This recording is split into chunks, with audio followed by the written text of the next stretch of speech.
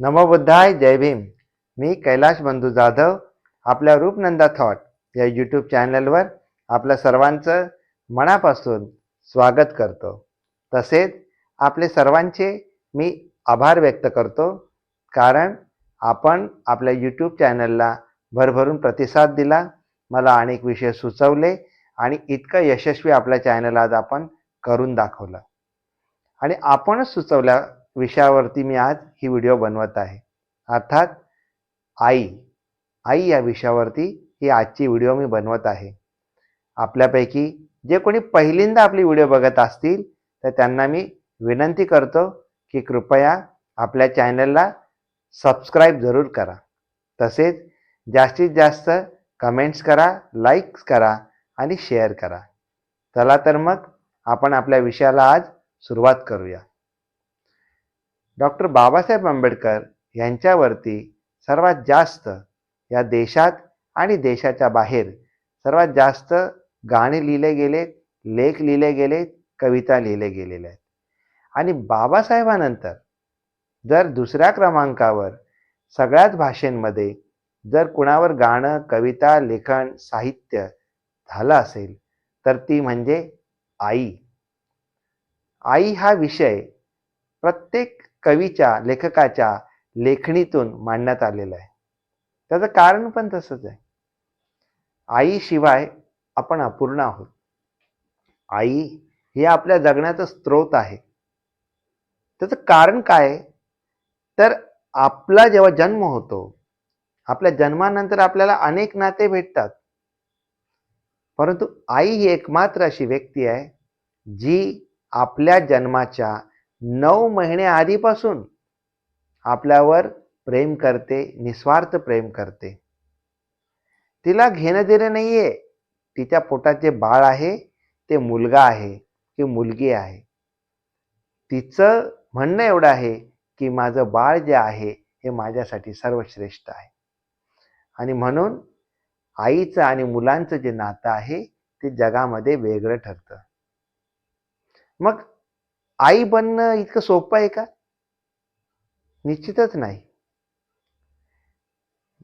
असं म्हणतात, की ज्यावेळेस आई बाळंतपण होतं, जेव्हा ती बाळाला जन्म देते, त्यावेळेस मानवी शरीरातील कैक हाडं मोडतील इतका तो त्यावेळेसचा त्रास असतो. आणि तो तेवढा प्रचंड त्रास सहन करून जेव्हा बाळाचा जन्म होतो, आपला जन्म होतो, त्यावेळेस प्रत्येक नातेवाईक, त्या दवाखान्यात असणारा, बाहेर असणारा नातेवाईक प्रश्न विचारतो, काय झालंय?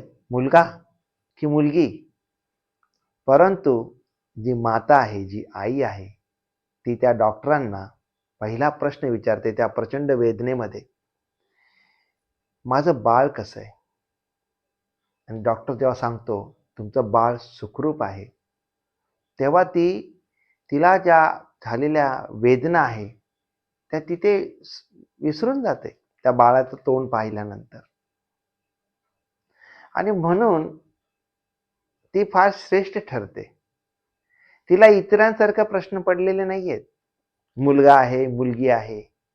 माझं बाळ कसं आहे, हे तिच्यासाठी फार महत्त्वाचं आहे. आणि म्हणूनच आपली आई ही आपल्यासाठी एक वेगळं व्यक्तिमत्व आहे.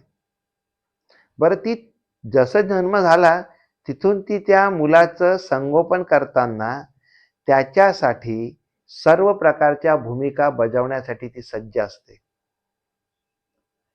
बाळ आजारी असलं, ती रात्रभर जागरण करते. त्याला घेऊन बसते ती रात्रभर. ती वेळप्रसंगी त्याची शुश्रूषा करत असताना ती डॉक्टरांची भूमिका बजावते.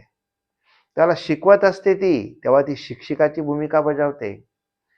कधी कोणाबरोबर मुलाने भांडण केलं, वाद केलं, स्कूलमध्ये काही बोललं, काय झालं, तर ती त्या ठिकाणी त्याच्यासाठी वकिली करते. वेळप्रसंगी त्याच्यासाठी जज बनते. इतकंच नाही, आपला मुलगा, आपली मुलगी कशी सुंदर दिसेल म्हणून ती त्यांच्यासाठी मेकअप आर्टिस्ट पण बनते. अशा जगातल्या जितक्याही भूमिका आहेत ती आई आपल्या मुलांसाठी सतत निभवत असते. तिचं जे बाळ आहे, तो तिच्यासाठी संपूर्ण विश्व असतो. तो तिच्यासाठी संपूर्ण जीवन असतं आणि त्याच अनुषंगाने ती जीवन जगत असते. आणि म्हणूनच मुलं सुद्धा बघा आपण शाळेची मुलं असतील, स्कूल कॉलेजची मुलं असतील, जॉबला जाणारे असतील, जसे घरी आले, आईशी काही काम नसतं आणि पहिलाच प्रश्न काय विचारतो आपण घरी आल्यावर? आई कुठे आहे? हाच प्रश्न आपण विचारतो. आई कुठे आहे? का? कारण तिची नाळ आपल्याशी जोडलेली आहे. तिच्यासोबत काही काम नाही. पण माझी आई कुठे आहे? हां, आई इकडे-इकडे गेली. आई आतल्या रूममध्ये आहे, बेडरूममध्ये. झालं समाधान. मी असं म्हणतो, की कितीही शिकलेली आई असली, तर ती मुलांच्या बाबतीत अगदी अडाणी असते. तिला हिशोब कधी समजत नाही मुलांच्या बाबतीत. तिला जर मुलगा तिचा म्हणतो, मुलगी तिची म्हणते, की "आई आज मला डब्याला अर्धीच भाकर पाहिजे हां." तुम्हाला सांगतो मी तिला अडाणी का म्हणतो आईला? ती जी अडाणी आई आहे, तिला हे कळत नाही, की अर्धीच भाकर द्यायची आहे. ती त्या डब्यामध्ये पाऊण भाकर किंवा 1 भाकरच देणार. तिचं समाधानच होणार नाही कमी जेवण देण्यामध्ये. बघा हा अनुभव तुमचाही असेल. आणि म्हणून ती नेहमी त्या मुलांच्या प्रती तिची अशी धारणा असते, की त्याने जास्तीत जास्त यश संपादन करावं. तो कुलवंत व्हावा, तो गुणवंत व्हावा, ही तिची कायम धारणा असते. जेव्हा तिचं बाळ लहान असतं आणि बाळ आतल्या रूममध्ये आहे, बेडरूममध्ये झोपलेलं आहे. ती बाहेर काहीतरी काम करते अंगण्यामध्ये, घराच्या बाहेर. तिलाच बरोबर समजतं. बाळाची हालचाल तिकडे झाली, बाळ उठलं, तिला चटकन कळतं, माझं बाळ उठलेलं आहे. ती पळत आतमध्ये जाते. इतकी संवेदना तिची त्या मुलांच्या प्रती असते आणि मुलांचीही तिच्या प्रती असतेच. म्हणून तर मुलांनाही आईशिवाय कुठे करमतं. मी असं म्हणेन, की आपले संपूर्ण असणारे जे रहस्य आहेत, आपल्या ज्या चुका आहेत, ती आई एकमात्र अशी व्यक्ती आहे, जी तिच्या आयुष्याच्या शेवटपर्यंत त्या संपूर्ण चुका स्वतःच्या मनामध्ये अशी घट्ट दाबून ठेवते. कधीच कोणाकडे सांगत नाही. तुम्हाला चुकण्याचं जो ठिकाण आहे ना, ती तुमची आई आहे.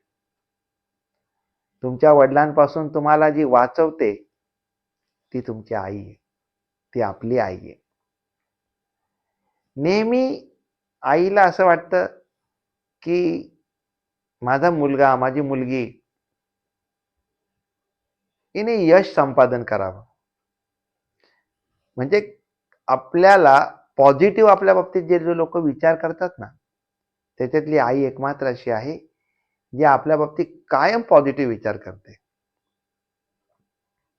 तिला नेहमी आपलं बरं व्हावं, आपलं चांगलं व्हावं, आपला संसार, आपला प्रपंच चांगला मार्गी लागावा, ही तिची मनोमन इच्छा असते. इतिहासामध्ये आपल्या जेवढ्या बहुजन महामाता आहेत,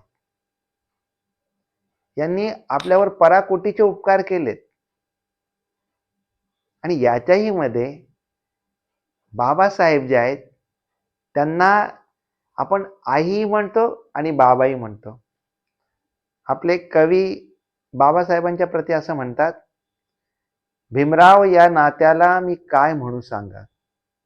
भीमराव या नात्याला मी काय म्हणू सांगा. मी आई म्हणू तुझला की बाप म्हणू सांगा.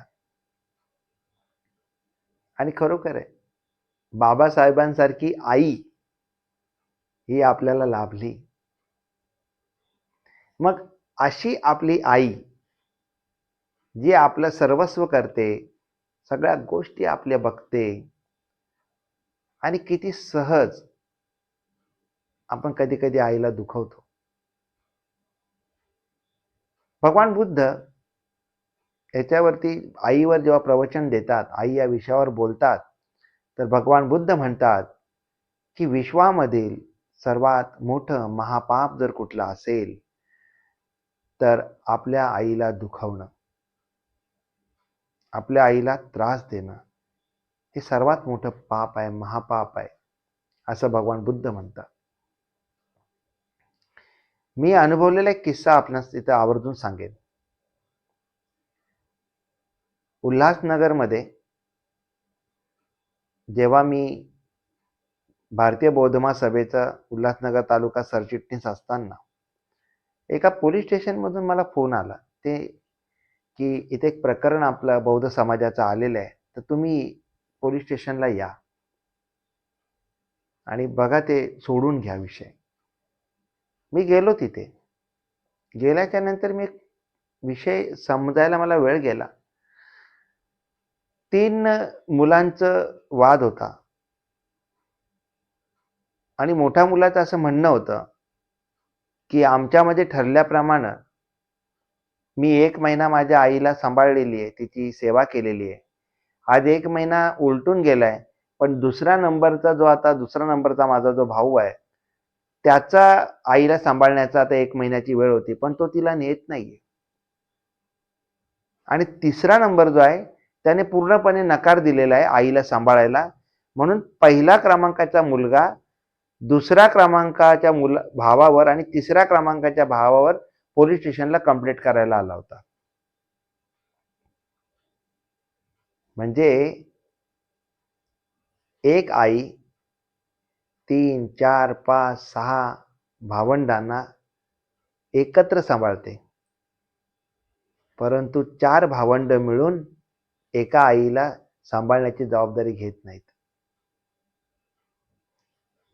जे आईला सांभाळतात ते धन्य आहेत, त्यांच्याबाबत मी बोलत नाहीये.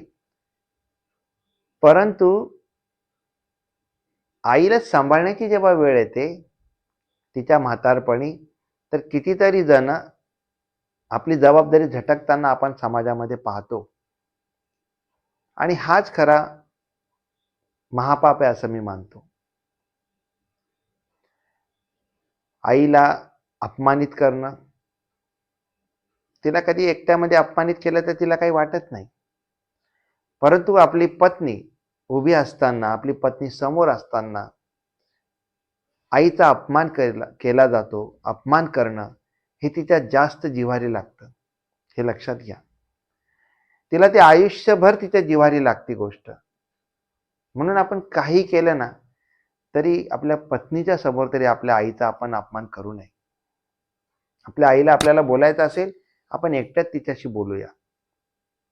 मी असं म्हणत नाही की वयामानानुसार कधी जर आई चुकत नसेल, चुकतही असेल, परंतु तिला सांभाळून घेणं ही आपली जबाबदारी आहे.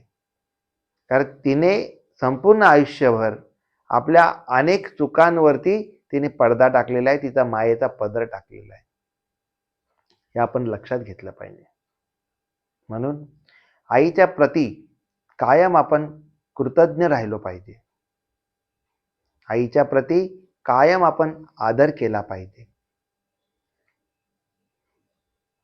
ज्यांना आई आहे त्यांनी आपल्या आईची कदर केली पाहिजे, आदर केला पाहिजे, सन्मान केला पाहिजे. जाऊन यांना बघा ज्यांना आई नाहीये. लहान वयातच ज्यांची आई गेलेली आहे, वारलेली आहे, त्यांना दुःख विचारा आई नसल्याचं. मराठीतला एक कलाकार असा म्हणतो, ज्याला आई नाही त्याला काही नाही. मराठीतला कलाकार काय म्हणतो, ज्याला आई नाही त्याला काही नाही. आणि म्हणून आईचं अस्तित्व आपल्या घरामध्ये आनंद देणारं असतं. आईचं अस्तित्व आपल्या घरामध्ये बहरणारं असतं. आई ही आपणासाठी कायम हितचिंतक असते. म्हणून आई वडील, वडिलांवरती दुसरी व्हिडिओ येणारच आहे भविष्यात.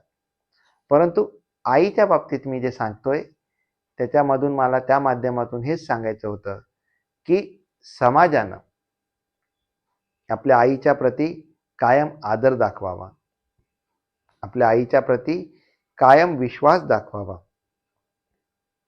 असो, मला जितका विषय सांगायचा होता मी सांगण्याचा प्रयत्न केला.